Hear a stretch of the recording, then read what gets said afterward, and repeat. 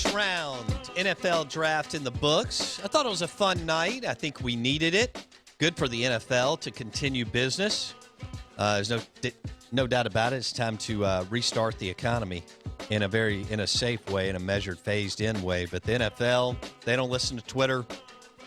Political correctness. Boom. They did free agency. It was great. The woe is me crowd went nuts, and the draft was good last night. It was good to see, and exciting, too. Blake Scott was going crazy over the Dallas Cowboys pick. CeeDee Lamb, Oklahoma wide receiver, was still on the board at number 17, so he was fired up about that. 15 players picked out of the Southeastern Conference. That is ridiculous. And round 2 and 3 tonight, so grab a beverage, throw some steaks on the grill, and we'll get after it. We're live in the Bank Plus studio. The Out of Bounds Show is brought to you by Live Oaks Golf Club. Grab the sticks this weekend. It's going to be beautiful. And play some golf and enjoy yourself at Live Oaks Golf Club. You're listening to ESPN 105.9 The Zone. Our guests join us on the Miller Lite guest line. And we welcome in Ben Solak, thedraftnetwork.com. Ben, what shocked – I think I know where you may go here, but what was the biggest surprise or what shocked you as far as last night in the first round? Yeah, no, thanks for having me on. I'll tell you what, I don't think Aaron Rodgers thought his replacement was getting drafted tonight, that's for sure, and I don't think anybody else thought it either. We like to talk about Green Bay as potentially a dark horse quarterback, but it was more so day 2, round 3, draft the next guy, develop and see if you get that player ready to go. They've cycled in some young quarterbacks previously, Deshaun Kaiser a couple years ago, Brett Hundley, doing this sort of a thing. But, man, I mean, Aaron Rodgers came out and said he was so excited to get a wide receiver at the top of the draft in an historic draft class, make the offense, the passing game a little better. We just got to the NFC Championship game. Let's go make a Super Bowl run. And they delivered by trading up and drafting Jordan Love. So that, to me, the waves that pick could have in terms of if Rodgers becomes unhappy in Green Bay, which there's been a lot of rumors that Rodgers is unhappy in Green Bay, I mean, we could be looking at a tectonic plate shift in terms of the quarterbacks in the NFC North and beyond. This is a pretty nuts pick in terms of the ramifications it could have. And, you know, they don't have a powerful owner in Green Bay, right? Because the fans kind of own the franchise, so to speak. They have stock and whatnot. I mean, it's not like a Robert Kraft or a Jerry Jones, Arthur Blanks. You know, that's not how it works. So, I'm sure the GM makes most of the calls and they've got a board. But, Ben, wouldn't you agree this is a little bit different if Aaron Rodgers puts a stake in the ground and says, I want out now? Yeah, it certainly is. And I think that the public ownership of Green Bay is important to talk about in regards to this move. Because Green Bay is not a big market team. It is not a nice weather place. It is not a big city. You know, I've been up in Green Bay. I love that area. That's my sort of place, but it's not big market. And so accordingly, if you don't have a quarterback and you're trying to attract a free agent, it's difficult. There are other cities involved. I think Green Bay understands this. I think Brian Gutekunst and Matt LaFleur understand that Green Bay is right now in the middle of an era of unbelievable quarterback stability. They went from 15 years of Favre to 15 years of Rodgers without blinking. And, 20-plus years of really talented, especially in terms of their arm and their touch and their ability to throw with accuracy, really talented quarterbacks consistently delivering great ticket numbers, great box office numbers. They're selling out. They're making the playoffs because of that homegrown talent. And that quarterback stability allows you to develop coaches and to develop personnel execs. You think about the Elliott Wolf tree there in the personnel office in Green Bay. A lot of those guys spend a lot of time there because they weren't getting fired. They weren't getting fired because they were winning. They were winning because they got the quarterback position right in a really big way. Jordan Love represents an understanding of and a continuation of that idea. We are not going to be able to get top quarterbacks on the market. That is not the way the Green Bay Packers are going to be able to win and have won historically. We are going to have to bring in and develop talent at quarterback and try to hand this baton off and gather another 10, 15 years with a plus starter with great arm talent, with electric playmaking ability if we're going to compete in a modern NFL that's focused on the cities and on the coast. So I think this pick reflects a lot about what Green Bay is. And We lost Ben for just a minute there. Ben Solak, thedraftnetwork.com on the Miller Lite guest line. So he's framing it up for you for Green Bay. Ben made a good point. So did Blake. Green Bay has been on this unbelievable run since what, 92, 93, when they traded with the Atlanta Falcons and landed our guy here from Mississippi, Brett Favre. Favre had an amazing career. Boom. It was a seamless transition as Rodgers sat for a couple of years, and then you can argue they pushed Favre out too early, but Rodgers has been a great quarterback. So that is what, about 28 years, right? About 28 years of high-level quarterback play, which is what Ben was talking about. So, Ben, considering kind of who they are and what they are, and they're the smallest market in the league, even though Aaron's only 36, and you would think he has at least 2, if not 3 more really good years in him, do you think it was a smart play? I think it was a necessary play. You're not always going to be in a position where a quarterback is falling to the end of the first round. And if you're the Packers, you expect and hope to always be at the end of the first round, especially when Rodgers is your starting quarterback. So you want to strike while the iron is hot. You want to take the opportunity when it comes to you. Is it smart? If you didn't get Rodgers on this horse beforehand, it could blow up in your face quickly. Rodgers is not a quiet, do it for the franchise player. Never has been. Aaron Rodgers is interested in Aaron Rodgers. And that's a lot of what makes him successful, but that's a lot of what can make him difficult to handle in terms of decisions like these. And so if you and Rodgers had a conversation where Rodgers has been very vocal about not wanting to play into his 40s, that's not what he envisioned for himself. If you had a conversation with him where he said, yeah, I mean, I'm interested in playing for the next 2 years and then I'll probably retire. And you said, all right, well, then we have to look at our next quarterback. And Rodgers said, I understand. Then, he probably doesn't like this, but he understands that it's part of what the Packers have to do for the long-term look of their organization. If you never had that conversation with Aaron, which I don't think it happens right now, but maybe it did. If you never had that conversation, you're in a dangerous spot. Okay. Do you think that they'll be able to walk him off the ledge, or do you see him demanding to be moved or traded, and they'll have to do that? Yeah, I don't think we're there yet. We're 12 hours out of this surprise, and we're going to kind of see how it goes. We haven't heard anything from Rodgers. Rodgers and Love, critically, are both represented by the same agent. That's a big deal because that means the agent can't come out for Rodgers' sake and be vocal in public about the decision.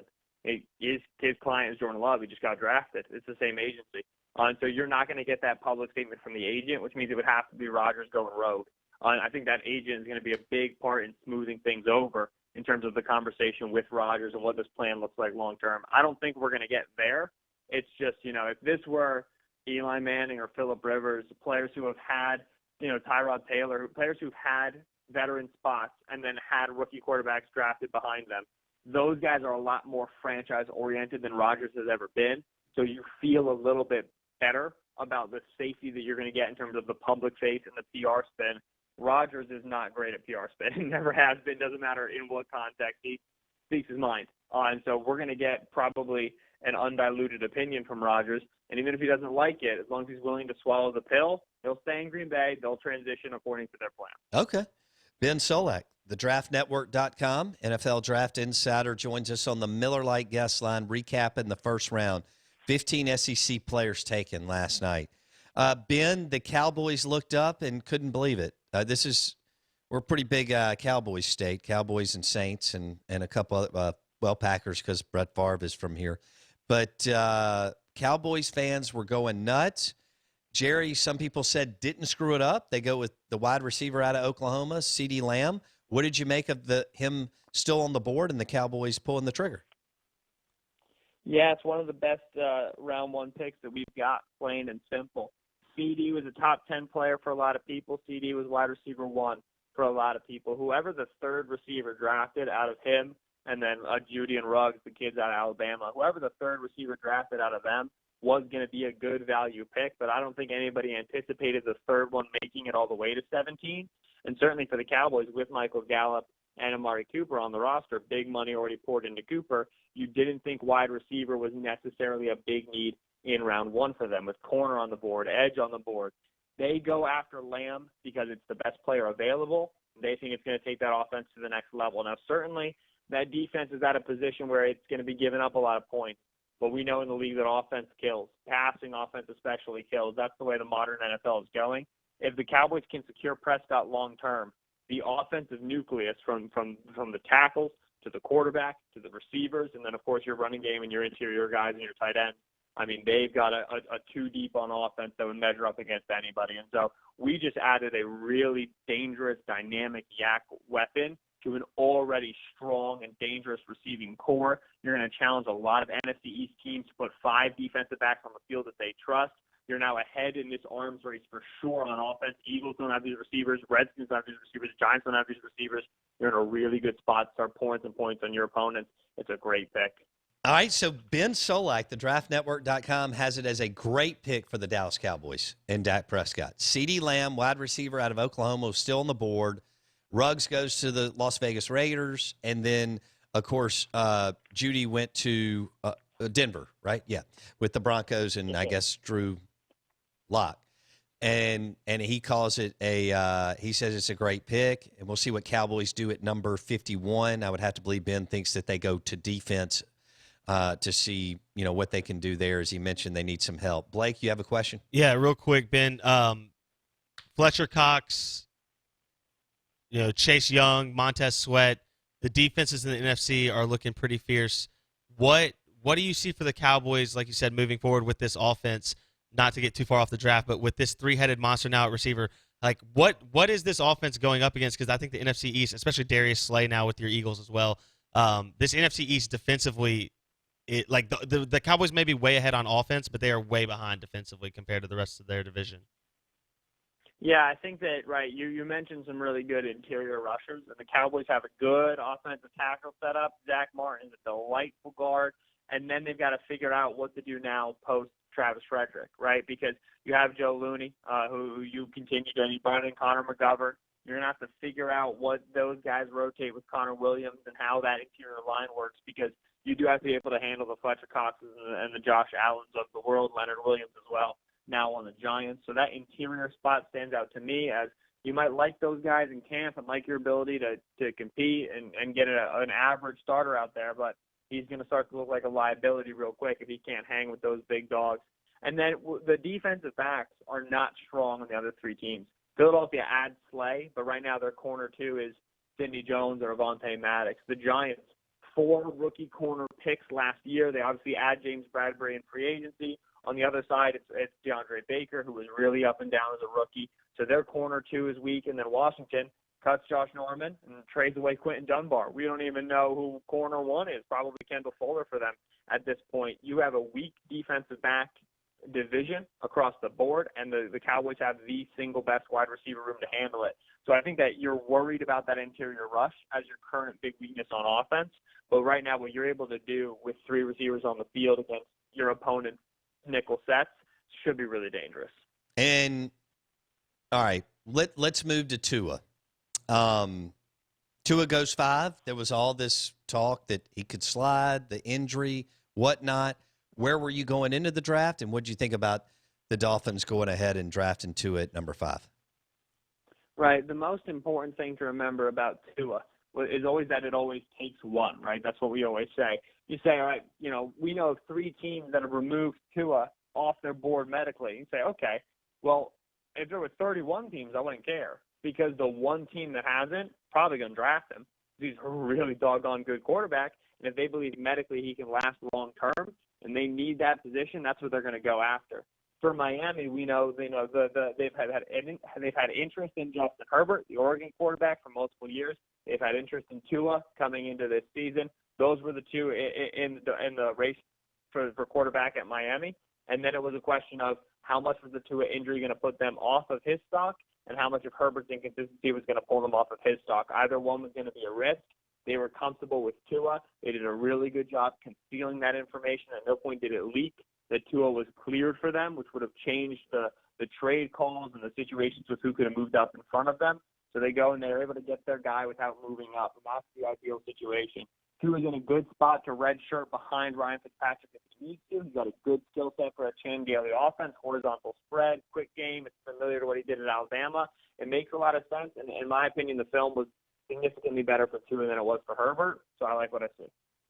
And with Joe Burrow, are you expecting his ceiling to be a good QB, which good QBs can win, if they have the right culture and the right coach around them? A good QB can still win the Super Bowl, like a John Harbaugh, a Tom Coughlin. We're seeing Pete Carroll, so on. I mean, granted, could argue they're also Hall of Fame coaches. Where are you with Burrow? Can he be great, or you just think his ceiling is a good NFL QB? Yeah, I think we have a modest ceiling for Burrow. Burrow's not going to be able to make the throws that we attribute to the elite quarterbacks in the league. When we talk about Patrick Mahomes and Aaron Rodgers and Russell Wilson, they have throws in their arsenal that Burrow does not have as a result of the limits of Burrow's arm strength. He has a fine arm. It's good. It's okay. It's what it needs to be and nothing more. And so he doesn't have some of these far hash throws, some of these deep downfield across his body throws. Accordingly, his range in which he can influence the field is limited a little bit. It's not prohibitive. It's not going to ruin his offense, ruin his stock. It's just limited. It's smaller than these top guys. With that being said, Burrow's pocket presence, his poise, his ability to escape pressure, and his accuracy all are elite for the college level and look really good for prospects as they come out. And so with Burrow getting like the Tony Romo comp feels really, really good, not only because of the play style, but also because that was very much so Romo. At his height, he wasn't what you would call elite. He wasn't what you would call a top 3, top 4 quarterback really in the league, but he was in that top 8. And then that was more than enough for the Cowboys to be a dangerous team when Romo was at his best, when Romo was healthy. So Burrow, more than enough, especially those ancillary traits, that poise, that presence, that command, more than enough to take a team the distance. It's just he's not going to be able to elevate lesser skill position players, solve a bad offensive line the way players like Wilson and Mahomes can. He's just going to need the structure around him to be at a certain level for him to compete for the Super Bowl. Ben Solak, NFL Draft Insider, thedraftnetwork.com. He joins us on the Miller Lite guest line. All right, let's switch gears here. Cam Akers is from here. He was unbelievable in high school. Had some nice moments at Florida State. Everything fell apart around him with Willie Taggart and the offensive staff and so on. There's still a lot of people who like him. What is your eval on Cam Akers, and do you expect him to go tonight in the second or third round? I like Cam Akers a lot, top 40 player for me. This running back class is thick at the top, though, and that's the question mark that we have. Clyde Edwards-Helaire, the LSU kid, gets off the board at 32, which was good news for Akers. It's one less player that's ranked above him for the league. And we expect a run on running backs in the second round for sure. Mel Kiper last night saying he could see upwards of 5 or 6 of running backs going in round 2. I think with Edwards-Helaire off the board, that number's probably now 5 at the max. Akers would be one of the 5, would be off the board in round 2. NFL teams enamored with the talent, enamored with the potential. The athleticism is clear. The smoothness, the swiftness, it's all there. You're right when you said it. Everything deteriorated around this kid at Florida State. Disappointing because he could have had a really good college career if he was treated appropriately and with the correct context with a good football team. Akers is not going to go above DeAndre Swift. He's not going to go above Jonathan Taylor. Those will be the 2 players that come off the board before him. Akers' best shot is running back 4, with J.K. Dobbins of Ohio State being the player that he's up against. I would still guess he's running back 5 off the board, but I do think he comes off before pick 64. I expect him to be a second-rounder. Watch out for the Bills. They got that late second-round pick. They need a player who can run with Devin Singletary, be a 1A in that committee. Akers fits the bill for him. Ooh, I'd love to see that happen. What about Willie Gay? Linebacker out of Starkville, Mississippi State, didn't get to play. He got caught up in a Tutorgate deal, missed a ton of games. When he did play, he was really, really good. But what do you have? Do you think he goes in, well, maybe not the second, but do you think he goes in the third round tonight? Yeah, Gay is a tricky one to place. When you clock your starting quarterback during practice, teams are going to have a couple questions about the way that you manage yourself, manage the locker room, and manage competition with your teammates. Gay has only got, I believe, 6 attributed starts by ESPN. He's played in a lot more games than that, but as a large part because of the suspensions. He's an inexperienced player. And what you see on film reflects that. He's got great physical tools. I mean, he flies around and hits you. He's a real delight to watch, but he doesn't trust his eyes the way that he should. He doesn't identify misdirection, backfield action, read option the way that he should because he hasn't played for as long as you'd like for him to play. You have to ingrain those instincts, those reflexes. You got to learn them over time. Willie Gay, I think, ends up in round 3, in part because of the questions about the character and the suspensions he had at Mississippi State, and another part because he is an inexperienced player. And typically when we talk about players who are multiple years away from starting in the league, so they could start in year 2 or year 3, but not in year 1, those players we typically see start coming off the board in round 3. It's a weird year, coronavirus, limitations on visits and testing and everything like that. So Gay could go round 2, I wouldn't be surprised. Gay could go round 4, I wouldn't be surprised. It's a wide range of outcomes for him, but round 3 is my best bet. What about Jalen Hurts? 2nd, 3rd, later? Yeah, Jalen Hurts, I think, is going to be a round 2 pick. We heard a lot about teams being potentially willing to trade up for Jalen Hurts in the back end of the first round to get that 5th-year option on the quarterback deal. Now, once Jordan Love is there that late, you're not going to trade up for Hurts. You're going to let him fall to you, and you're going to have somebody else take Jordan Love. The Colts at 34, 2nd pick in the 2nd round is the spot where we start having the conversation. They need a developmental quarterback, a potential starter to supplant Jacoby Brissett, because they're still reeling from the Andrew Luck retirement. They have 34 and 44 in the 2nd round. Watch out for the Colts. The Steelers at 49 as well are a team that we've been told has interest in Jalen Hurts. That is their 1st overall pick. They saw, because they don't have the 1st rounder because of the Minka deal. Now, they saw Mason Rudolph last year. They saw Devlin Hodges last year, and they benched both of them for the other one at different times. Neither one of them had enough consistent play for them to trust them as a quarterback of the future. So while both are still on the roster, neither has a good foothold as a developmental QB. I would say Hurts ends up going somewhere between 34 for the Colts and 49 for the Steelers. How about that? 34 to 49 for Jalen Hurts out of Alabama and Oklahoma.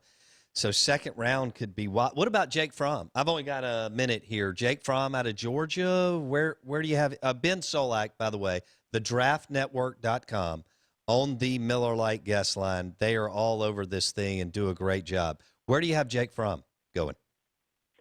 Yeah, Fromm is a difficult one to project because the majority of the league is going to view this player as a career backup. Fromm's wicked smart. He's good on the chalkboard. He's great in the huddle. You know he's going to prepare like the starter. But when I talked about Burrow, I said that his arm was fine. It was limited, but it wasn't prohibitive.